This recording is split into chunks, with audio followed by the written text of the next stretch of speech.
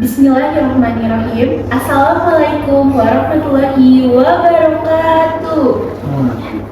Halo teman-teman, selamat datang di Sapa Rohani, inspirasi ringan kebaikan yang mengalir.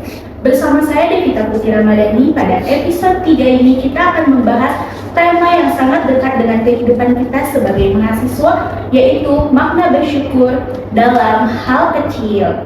Sebagai mahasiswa, baik di semester awal, tengah, akhir, kita sering bergulat dengan tugas, tenggat waktu, organisasi, lomba, tekanan mental, PLP hingga skripsi. Bahkan perbandingan sosial pun ikut menambah beban. Namun di tengah-tengah semua itu ada hal-hal kecil yang sering kita terlewat. Justru di sanalah Allah menitipkan banyak rasa bersyukur.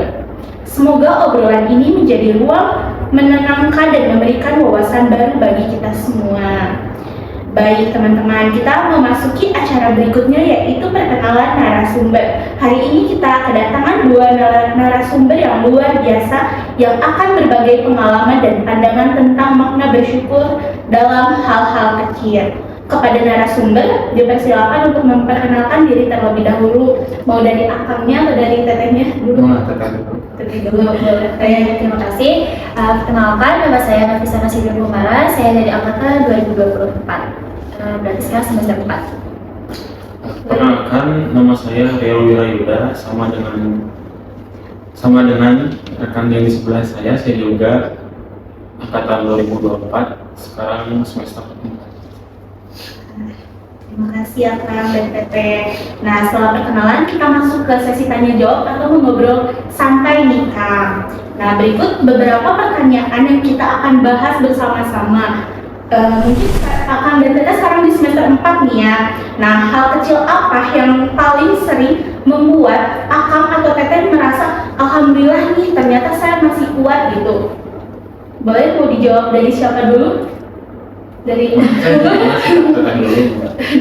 Teteh, boleh Teh. Mungkin kalau dari saya pribadi ya, yang saya syukuri setiap harinya yaitu ketika saya masih diberi kesempatan nih ya sama Allah untuk bisa bangun pagi, untuk melakukan aktivitas lainnya. Itu sih membuat saya hal kecil sederhana yang layak untuk kita syukuri, layak untuk saya syukuri gitu ya. Terus apa ya?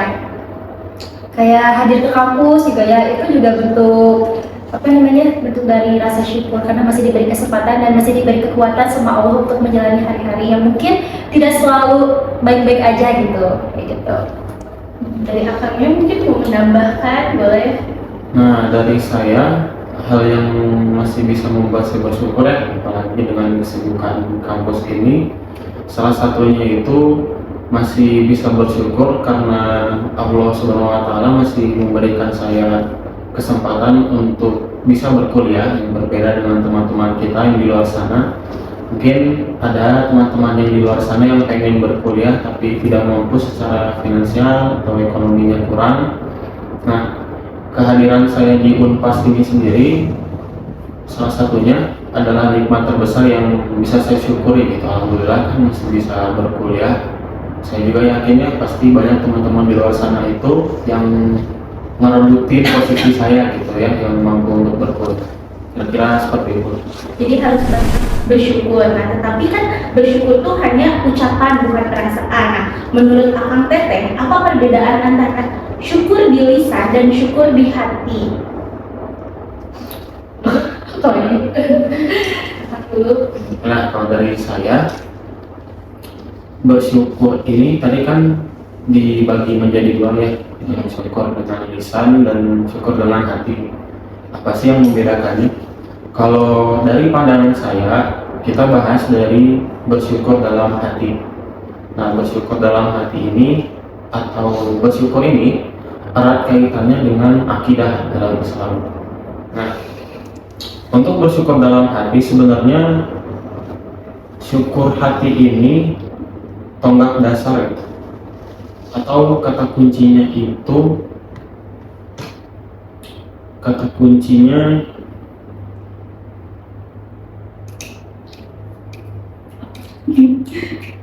Kata kunci, saya lupa kata kuncinya. Kata kuncinya itu kita tuh dari hati dulu.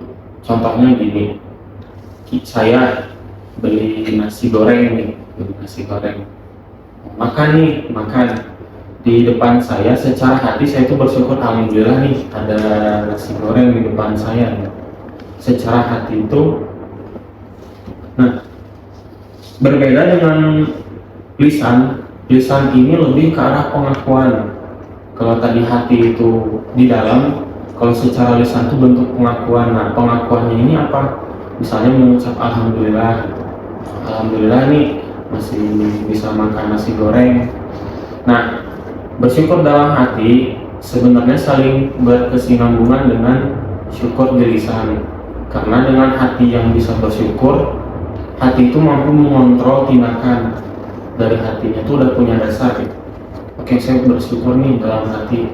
Dengan rendah hati dan tidak sombong, kita tuh cenderung lebih menghargai apa yang sudah Allah berikan. Kayak nasi goreng tadi contohnya. Nah, setelah ada dasar tadi, si lisan itu dikendalikan oleh hati. Seperti itu sih. Kalau di saya sih mungkin singkat aja ya, apa yang sudah dijelaskan sama Kang Haril gak jauh beda sama apa yang saya sampaikan. Kalau dari saya, syukur lisan itu betul ya, hanya bentuk dari pengakuan, dan itu bentuk respon spontan. Kayak mengucap alhamdulillah, aku ternyata masih diberi kesempatan nih untuk bangun pagi, untuk berangkat kuliah, kayak gitu kan ya. Tapi beda dengan syukur hati, biasanya itu melibatkan dengan perasaan hati atau penerimaan gitu ya. Biasanya menurut saya ya, kalau syukur di hati itu, hidup kita tuh bisa merasa jauh lebih tenang, lebih damai, terus juga tidak membandingkan diri sendiri dengan orang lain gitu ya. Sedangkan kalau syukur lisan, ya udah itu cuma sebatas di ucapan doang gitu loh. Dan terkadang itu bisa membuat jadi goyah lagi, membuat hati kita tuh jadi goyah lagi gitu. Ya, mungkin harus banyak ini ya. Terus juga kan ada sering merasa lelah dan tidak percaya diri dan terlalu banyak pikiran. Nah, menurut Akang Teteh, mengapa hal-hal kecil justru sering sulit untuk disyukuri? Boleh dari Tetehnya? Akan belajar. Kalau dari pandangan saya, sulitnya muncul ya. Kenapa sih kita tuh kebanyakan berpikir mungkin di semester-semester yang tergolong sibuk ini? Nah, saya pribadi memandangnya karena kurangnya kesadaran kita tuh untuk mensyukuri hal yang lebih kecil. Nah, seringkali kita ambil contohnya mahasiswa ya. Mahasiswa yang di semester saat ini tuh mereka lelah, capek mungkin ya, overthinking, mungkin kedepannya gimana, kepercayaan diri itu kurang. Nah, alih-alih ke sana, kenapa kita tuh nggak coba buat lebih mensyukuri hal-hal yang lebih kecil? Contohnya kayak kesehatan, yang paling mudah itu. Kita masih dikasih badan sehat tuh sebenarnya termasuk dari nikmat kan, yang harusnya perlu disyukuri. Nah, secara nggak langsung mahasiswa itu tidak memperhatikan hal-hal yang lebih kecil gitu, lebih fokus ke hal-hal yang lebih besar. Kayak misalnya mumet karena tugas atau presentasinya banyak misalnya gitu. Kenapa kita tuh tidak mencoba untuk mengalihkan hal itu tuh untuk bersyukur kepada hal yang lebih kecil gitu. Contohnya kayak tadi kesehatan. Nah, kalau dari saya juga salah satu penyebab lainnya karena si mahasiswa ini atau orang-orang yang susah untuk bersyukur karena mumet tadi yang banyak kekurangannya, itu tuh bisa jadi indikasi kalau di hati dia itu kurang merasakan kepuasan. Nah, ada orang tuh yang terlalu keras ke diri dia sendiri sampai di tahap perfeksionis, burnout nanti jadinya, ke bawah burnout gitu. Sedangkan kita harus sepakat dulu kalau manusia itu kan tidak ada yang sampai ke tahap kesempurnaan ya. Sehingga hal-hal yang sebenarnya nggak bisa kita atur hal-hal di luar dari kendali kita justru dipaksakan untuk bisa dikendalikan. Ini kan kacau ya jadinya kemana-mana gitu. Kalau dari saya pribadi, coba dialihkan ke hal-hal yang sifatnya itu lebih kecil. Contohnya kayak dari Teteh tadi bilang di pertanyaan sebelumnya, kayak bangun pagi, itu kan hal-hal sepele yang sebenarnya tuh bisa kita syukuri. Kenapa sih kita tuh lebih fokus ke hal-hal yang sebenarnya tuh gak bisa kita pegang,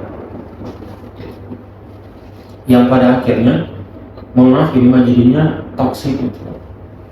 Seperti itu kalau dari saya. Dari saya, ya sama sih kayak Kang Haril sebenarnya. Ya gitu aja. Ya, jadi harus disyukuri dari hal-hal kecil Ya dulu. betul. Nah, mungkin kan dari tadi hal-hal kecil, nah, terus kan kita sering merasa iri nih tentang mungkin IPK atau pencapaian teman kita yang lebih baik. Bagaimana cara mengubah rasa iri tersebut menjadi motivasi dan rasa syukur? Betul tadi. Pasti ya kita pernah di fase yang dimana kita tuh iri sama teman karena mungkin dia lebih unggul daripada kita ya. Dan saya juga pernah merasakan itu. Gimana sih caranya ya untuk mengubah itu menjadi sebuah rasa syukur? Kalau saya sih mungkin dijadikan sebuah motivasi ya. Dan saya percaya bahwa usaha itu tidak akan mengkhianati sebuah hasil, gitu ya. Dan mungkin kenapa IPK teman saya lebih besar, mungkin usahanya dia itu lebih maksimal lagi daripada saya, sehingga itu bisa jadi dorongan motivasi untuk saya supaya bisa menjadi lebih baik lagi gitu seperti teman saya. Karena saya berpikir gini ya, kalau misalkan teman saya bisa, kenapa saya tidak bisa kayak gitu ya. Jadi semua itu harus didasarkan dengan yang namanya usaha. Gitu. Kalau misalkan kita ingin mendapatkan usaha yang baik, usaha yang sesuai dengan apa yang kita inginkan, ya kita juga harus mau berusaha semaksimal mungkin dan tentunya dibandingin sama berdoa kepada Allah gitu sih. Dari Akang mungkin? Kalau pandangan saya, kalau dari pandangan saya, masing-masing orang tuh punya garis startnya sendiri. Ada yang dia itu dari dulu sudah mempersiapkan, dari 1 tahun kemarin, 2 tahun kemarin sudah mempersiapkan beberapa hal. Dan memang tidak bisa dipungkiri dari beberapa momen saya juga pernah merasa iri gitu ya ke teman-teman saya, mungkin kenapa sih IPK-nya lebih tinggi dari saya, kenapa sih prestasinya tuh lebih tinggi dari saya, sampai pada akhirnya saya tuh belajar gitu kalau dari start orang tuh beda-beda. Nah, dari garis startnya aja udah beda-beda. Mungkin ada yang orang tuanya itu punya privilege, sedangkan mungkin saya tidak. Dari situ aja kan sebenarnya udah bisa jadi tolak ukur gitu kalau semua orang tuh unik dan punya prosesnya masing-masing gitu. Dari situ Punya alur dan jalur hidupnya masing-masing ya Pak. Betul sekali. Nah, pernah nggak sampai merasa lelah gitu sampai lupa caranya bersyukur? Apa yang akan Teteh bisa menyadarkan itu kembali rasa syukur itu? Kalau saya sih tentunya pasti pernah ya merasa lelah gitu ya sampai lupa namanya bersyukur. Ketika mungkin saya merasa hidup saya lagi baik-baik aja gitu ya, lagi berjalan lancar atau lagi di fase yang nyaman, mungkin kata syukur itu tidak sering dilupakan gitu ya sama saya. Terus gimana sih tadi cara menyadarkannya? Iya betul. Cara menyadarkan kembali. Cara menyadarkannya kembali yaitu dengan cara saya mengingat hal-hal kecil yang sudah saya lakukan sebelumnya di hari-hari sebelumnya gitu ya. Dari hal-hal sederhana aja dulu, jangan hal-hal yang besar sekaligus gitu ya, hal-hal sederhana kayak gitu. Berarti akannya kalau saya mungkin bedanya jomplang ya sama Teteh. Kalau saya tuh cara kembali ya ketika kita merasa dalam tanda kutip tenggelam dalam nikmat gitu sampai lupa bersyukur. Metode paling cepat saya buat balik lagi itu dengan ingat kematian. Itu paling cepat. Karena ketika kita di fase lagi bahagia, si rezekinya banyak, uangnya ada, terus kemampuan ada, badan sehat, nah sampai lupa bersyukur, cara paling cepat itu ingat kematian. Itu paling cepat, paling benar-benar. Kalau kita lagi bahagia tiba-tiba ingat mati itu seakan-akan isi dunia itu fana. Karena kalau kita udah mikir soal kematian, semua nikmat yang kita rasakan itu sebenarnya nggak ada apa-apanya, gitu. Itu paling cepat kalau saya seperti itu. Nah, tadi kan Akang harus ingat kematian Kang ini. Kan sampai ada yang lupa nih cara untuk berdamai dengan takdir. Mungkin takdirnya tidak seindah milik orang lain, tetapi ingin bersyukur tanpa berpura-pura kuat nih Kang. Gimana? Menurut Akang atau tetehnya? Akang yang dulu aja.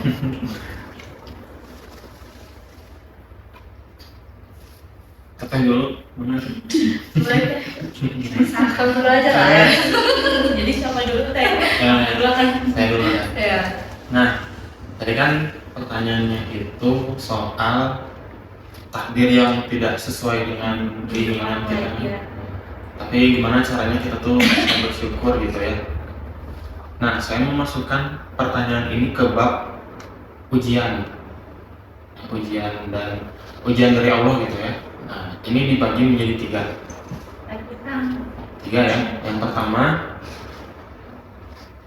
pertama itu Allah itu mengabulkan keinginan kita untuk melihat seberapa jauh kita bersyukur. Itu yang pertama. Yang kedua, Allah itu menahan keinginan kita dan nanti dikabulkan untuk melihat sejauh mana kita bersabar. Dan yang ketiga, Allah itu menolak keinginan kita untuk menguji seberapa jauh kita tuh berbaik sangka. Nah, pertanyaan soal takdir yang tidak sesuai tadi, saya masukkan itu ke poin ketiga. Poin ketiga itu kan poin dimana Allah itu menolak keinginan kita untuk melihat sejauh mana nih kita tuh berprasangka baik ke Allah gitu. Nah, saya pribadi sebenarnya kalau jujur-jujuran jarang sekali punya pemikiran dimana kenapa sih takdir dia tuh lebih baik dari saya gitu ya. Kenapa saya tuh nggak bisa kayak gitu juga. Jarang gitu saya bisa mikir gitu tuh. Karena kita ambil contoh pengalaman saya dulu ketika mau masuk dunia perkuliahan. Nah, dimana saya tuh kan dari dulu pengen jadi gurunya tuh baru olahraga sebenarnya di salah satu di Universitas Pendidikan Indonesia ya. Sebut merek nggak apa-apa nggak? Nah, waktu itu tuh besar harapan saya tuh pengen keterima di situ, besar banget. Saya pengen jadi guru olahraga gitu kan. Tapi qadarullah tuh Allah tuh nggak ngasih izin saya masuk ke situ, ditolak. Pada awalnya saya mikir kenapa sih ditolak gitu, padahal orang lain mah bisa gitu ya.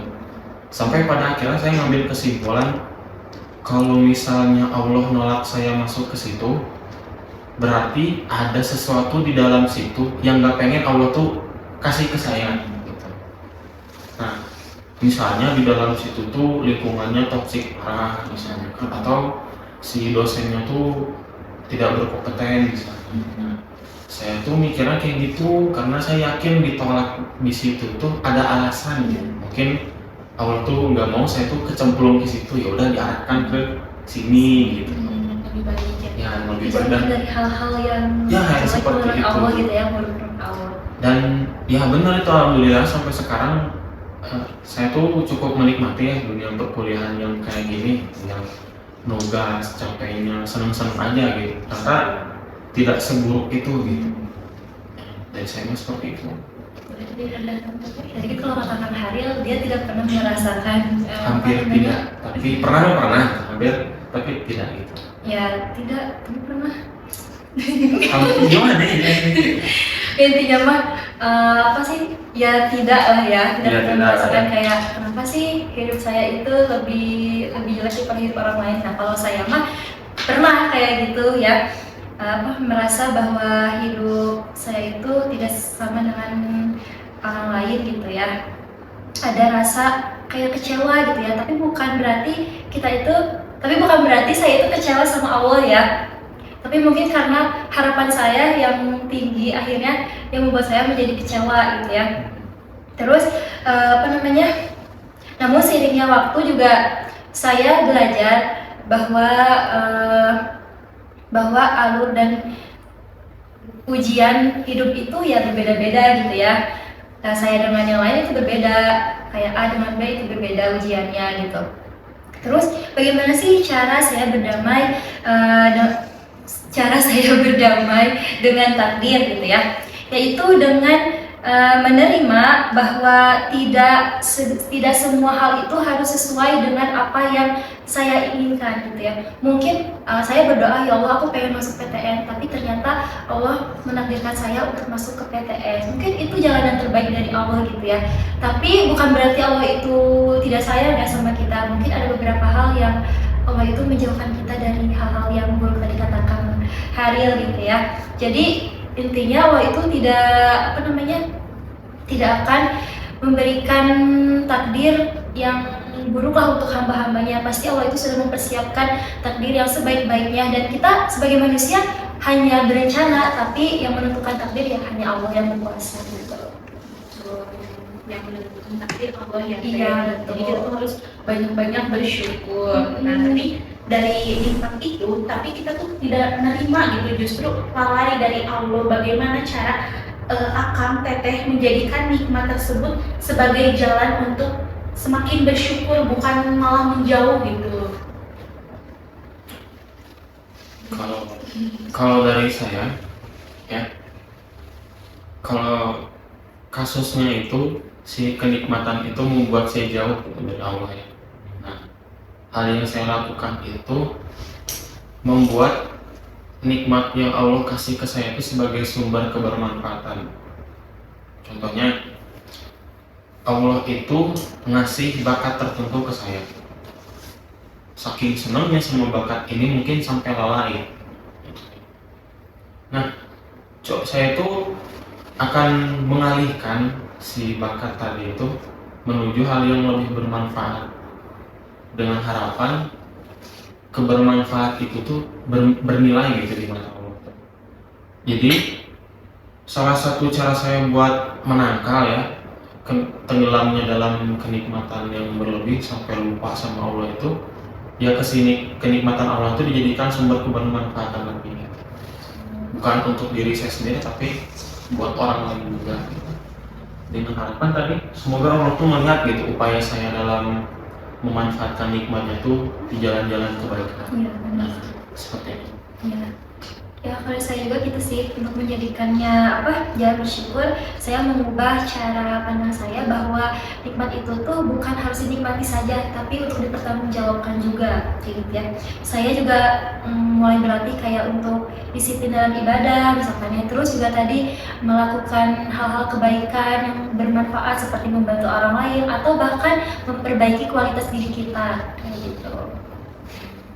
Terus bersyukur ya. Nah, poinnya itu. Nah, juga pernah nggak Akang Teteh dalam satu waktu merasa bersyukur, tetapi pada saat yang sama juga kecewa atas takdir Allah? Bagaimana Akang Teteh untuk menenangkan hati kedua perasaan itu datang bersamaan? Siapa dulu? Kalau saya pribadi ya, cara menanggulanginya itu dengan yang pertama tuh mengakui sebagai manusia yang lemah ya, selemah-lemahnya makhluk. Hal pertama untuk keluar dari rasa yang kayak gitu ya, rasa negatif itu dengan diakui dulu gitu, bahwa saya tuh kecewa gitu, tapi satu sisi saya juga bersyukur. Jadi salah satu bentuk upaya gitu ya, kalau dari saya tuh yang diakui sih. Karena nggak semua orang gitu yang ketika dihadapkan dengan dua hal yang salah satunya itu baik dan salah satunya itu enggak, dia tuh bisa jujur ke diri dia sendiri. Kalau saya lebih menitik beratkan pada poin penerimaan diri, itu refleksi diri emang harus diterima. Diterima dengan kenyataannya, tidak provokasi. Kalau untuk saya, untuk kalau saya sih ya untuk mencoba menerima bahwa dua perasaan itu adalah hal yang wajar gitu ya, kecewa dan juga dan juga bersyukur dan juga bersyukur. Saya tidak memaksa diri saya untuk bilang baik-baik aja gitu ya, tetapi saya mencoba untuk memberikan ruang di mana saya untuk menerima kenyataan gitu ya, dan percaya sama Allah gitu ya, kayak gitu. Karena tadi saya bilang ya, kita tuh harus percaya sama Allah, karena Allah itu nggak mungkin ngasih yang jelek itu ke kita. Jadi betul. Jadi ya gitu sih. Tapi kan dalam situ akan teteh pernah nggak doa yang belum dikabulkan, apa yang biasanya akan atau teteh lakukan agar tetap percaya dan tidak putus asa atas harapan doa itu tersebut karena belum dikabulkan? Kalau saya sih sabar dan tawakal. Sabar dan tawakal. Karena seperti yang tadi ya, yang 3 poin yang saya sebutkan, di poin keduanya itu ketika Allah menahan keinginan kita untuk melihat seberapa jauh kita tuh bersyukur. Nah sebenarnya udah terjawab ya. Nah sabar dan tawakal ini masuk dalam bab ujian, mau semua aspek kehidupan kita juga masuk, apalagi perkuliahan.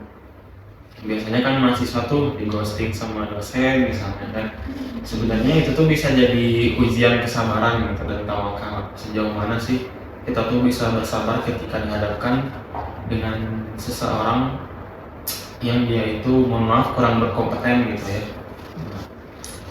Poin utama saya itu menitik beratkan kesabaran dan tawakal gitu. Percaya kalau pada akhirnya nanti ada pertolongan seperti itu. Pasti. Ya kalau saya sih seperti itu ya, pasti tentunya usaha dan terus berdoa sih ya, terus berharap sama Allah, karena ya kita kalau nggak berharap sama Allah, berharap sama siapa lagi, sama manusia kan ya tempatnya mengecewakan gitu ya. Dan sebaik-baiknya berharap ya hanya berharap kepada Allah. Saya masih katanya sih kayak gitu. Terus doa dan amalan sederhana apa yang bisa akan teteh lakukan untuk menjadi rasa bersyukur itu?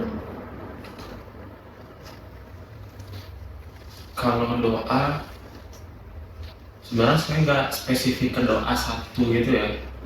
Saya lebih ke arah manja gitu ya, manja ke Allah tuh gitu. Kalau dikasih makan, alhamdulillah gitu kan, dikasih makan. Kalau dikasih rezeki ya alhamdulillah gitu. Jadi nggak spesifik ke satu doa tertentu gitu. Kalau dari amalan, biasanya saya itu lebih banyak merenung. Posisi saya itu seperti ini. Sedangkan saya yakin orang-orang di luar sana tuh pasti banyak yang mau di posisi saya saat ini. Lagian siapa sih yang nggak mau kuliah gitu kan? Siapa sih yang nggak mau mencoba berbagai hal di dunia perkuliahan? Dan tidak semua orang ternyata punya kesempatan seperti itu.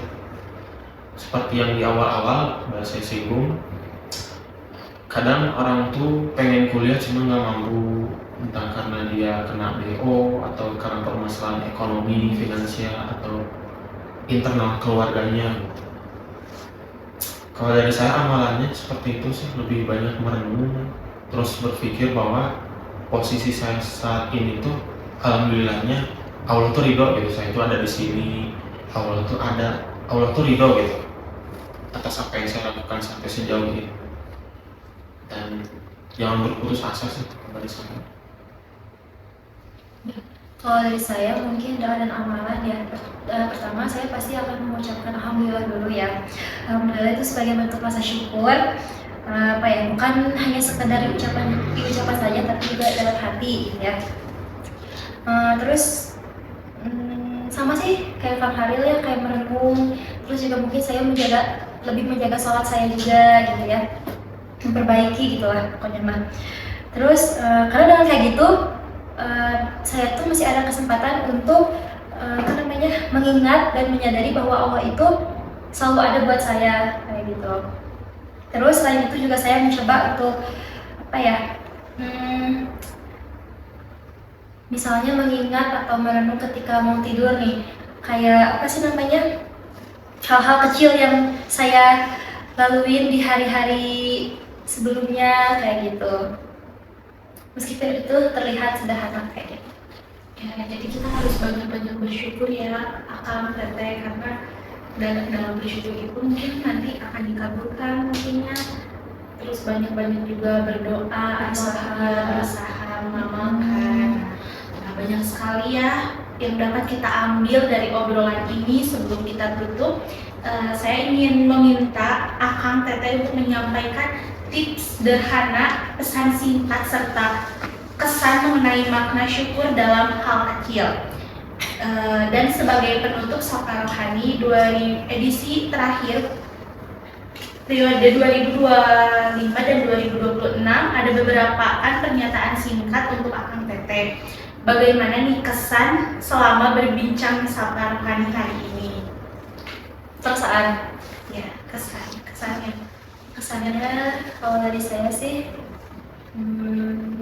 apa ya, senang dan bersyukur juga karena diberi kesempatan dan kepercayaan untuk mengisi di kegiatan hari ini gitu. Boleh dari Akang? Sama lah kayak Teteh, saya juga senang sih karena berkesempatan untuk menyampaikan apa yang sekiranya perlu saya sampaikan. Dan paling tegang aja sih Teh. Iya, karena kayak first Ya ini kan pertama kali Teh sebelum diundang dan mengeluarkan isi kepala, jadi mohon maaf Teh kesalahan kali ini. Kita masih sama-sama belajar ya. Terus juga pertanyaan selanjutnya, berapa rating yang akan berikan untuk Sapa Rohani hari ini, serta apa alasannya?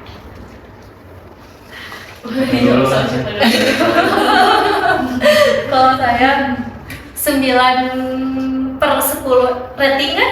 Ya. Kalau alasannya Teh? Alasannya apa? Alasannya karena apa ya? Apakah alasannya kan? Karena ini apa ya, tempatnya tuh, pembahasannya tuh gitu ya tentang makna bersyukur gitu. Jadi kayak relate dengan kehidupan sehari-hari kita dan emang harus perlu dibahas gitu ya agar kita terus mengingat Allah gitu. Jadi 9,5 karena itu apa namanya tuh temanya ya. Dari Akangnya Sama ratingnya. Kalau saya 9 sih. 9 karena sejujurnya seru sih ya topiknya tentang bersyukur. Cuma saya merasa kurang pertanyaan itu kurang banyak gitu. Kurang banyak. Ya belum menyentuh sisi terdalamnya. Tapi bagus sih, menurut saya udah bagus ya. Dan besar harapan saya di kemudian hari itu terus ada gitu. Iya betul. Lebih maju lagi, lebih Iya, berkembang lebih lagi maju ya. lagi. Besarlah harapan dari kita mah itu. Iya. Ikutan lagi ya Kang. Mana ada di kontak-kontaknya? 100 banyak. Menurut Akang Teteh, perlu atau tidak Sapa Rohani dilanjutkan pada periode berikutnya? Jika perlu, apa saran dan atau harapannya nih? Perlu sih. Kenapa tuh? Perlu sebagai bentuk reminder gitu ya. Kayak tadi contohnya ini ya, sekarang temanya apa? Tentang bersyukur. Itu kan kita sudah reminder teman-teman semuanya gitu ya untuk selalu bersyukur. Nah, mungkin nanti bisa dibikin lagi ya kayak tema apa ya?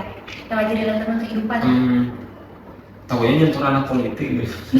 Jangan. Apa ya? Saya bersyukur. Banyak sebenarnya. Iya banyak yang relate dengan kehidupan sih, supaya apa ya jadi Pengingat ya. jadi buat pengingat. mahasiswa tuh. Apalagi tentang mahasiswa itu tentang kayak apa ya, kehidupan di kuliah gitu ya, tentang bullying misalkan atau apa gitu kan, Yang lagi rame. yang lagi betul. Dari Akang? Tadi keberlanjutan ya. Ya, sekarang dilanjutkan Sapa Rohani untuk periode selanjutnya. Kalau saya sih sangat berharapnya dilanjutkan gitu. Karena dengan diskusi seperti itu membuka ruang suara gitu buat mahasiswa tuh, khususnya ini ya pendidikan bahasa dan sastra ya, khususnya membuka peluang untuk menyampaikan isi pikirannya, isi hatinya itu seperti apa. Jadi sangat besar lah harapan saya ini untuk terus dilanjutkan lagi dan lagi ke depannya gitu. Mungkin bisa ke dosen nanti ke Iya benar. kemana gitu. Atau barangkali mengundang materi dari luar Dari luar ya, juga tidak masalah. yang lebih profesional mungkin. Amin. Amin. Baik teman-teman, tidak terasa kita sudah berada di penghujung Sapa Rohani edisi ketiga. Hari ini kita belajar bahwa rasa syukur tidak selalu hadir dalam bentuk hal-hal besar. Terkadang kemampuan untuk bangun pagi, tawa kecil dengan teman, waktu istirahat yang singkat, atau doa yang kita panjatkan diam-diam adalah nikmat yang patut dirayakan. Semoga obrolan ini menjadi pengingat dan penguat bagi kita semua, terutama di tengah kesibukan, tekanan, dan proses yang sedang kita jalani. Karena ini adalah episode terakhir Sapa Rohani pada periode 2025-2026, kami mengucapkan terima kasih yang sebesar-besarnya kepada Akang Teteh narasumber ini dan seluruh tim serta teman-teman pendengar yang telah setia mengikuti podcast ini dari awal sampai akhir. Kami berharap Sapa Rohani dapat terus memberikan manfaat dan insya Allah dapat hadir kembali pada periode selanjutnya dengan lebih banyak kebaikan, inspirasi, dan cerita-cerita menyentuh hati. Akhir kata, saya sebagai reporter memohon maaf atas segala kekurangan selama memandu acara. Saya Devita Putri Ramadhani pamit undur diri. Sampai jumpa di kesempatan berikutnya di Sapa Rohani, inspirasi ringan, kebaikan yang mengalir. Wassalamualaikum warahmatullahi wabarakatuh. Waalaikumsalam.